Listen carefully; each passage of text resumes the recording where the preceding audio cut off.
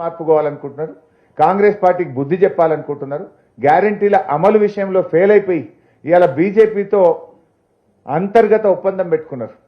Congress party ఇవాళ రాష్ట్రంలో 8 సీట్లలో కాంగ్రెస్ గెలిచే విధంగా బీజేపీ సహకరిస్తుంది, మరో 8 సీట్లలో బీజేపీ గెలిచే విధంగా కాంగ్రెస్ సహకరిస్తుంది.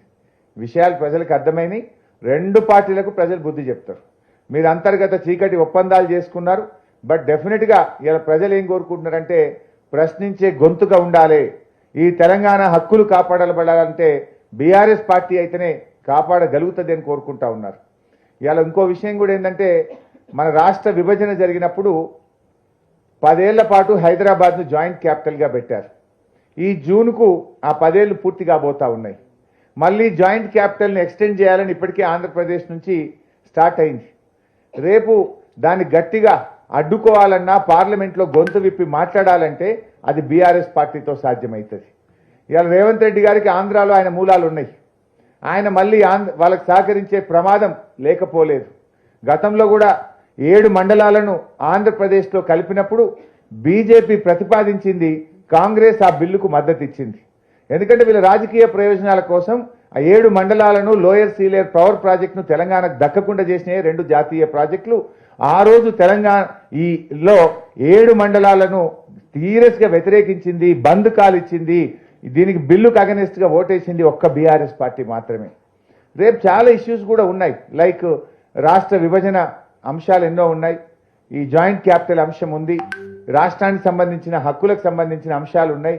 వీటన్నిట్లలో ఇవాళ మేలు జరగాలంటే బీఆర్ఎస్ పార్టీ గెలవాలని చెప్పి ఇవాళ ప్రజలు కోరుకుంటా ఉన్నారు.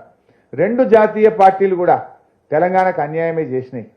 ఇవాళ బీజేపీ పార్టీ కూడా తెలంగాణకు ఏమిచ్చింది? దేశంలో 157 మెడికల్ కాలేజీలు, నర్సింగ్ కాలేజీలు ఇచ్చినా తెలంగాణకు ఒక్కటి ఇవ్వలేదు. నవోదయ విద్యాలయాలు అడిగితే ఇవ్వలేదు. జాతీయ ప్రాజెక్ట్ అడిగితే ఇవ్వలేదు. తెలంగాణ ఐటీఐఆర్ను రద్దు చేశారు. తెలంగాణకు రావాల్సిన కోచ్ ఫ్యాక్టరీ ఇవ్వలేదు. బయ్యారం ఉక్కు ఫ్యాక్టరీ ఇవ్వలేదు. వడ్లు కొనండి మహాప్రభు అంటే వాళ్ళు నూకలు బుక్కండి అని తెలంగాణ ప్రజల్ని అవమానపరిచే విధంగా బీజేపీ కేంద్ర మంత్రులు మాట్లాడారు.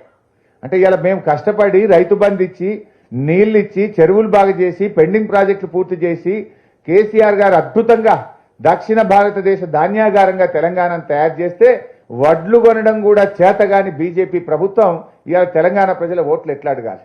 మీరు తెలంగాణ ప్రజలను, తెలంగాణ రైతులను నూకలు బుక్కండి అని చెప్పి అవమానపరిచింది బీజేపీ.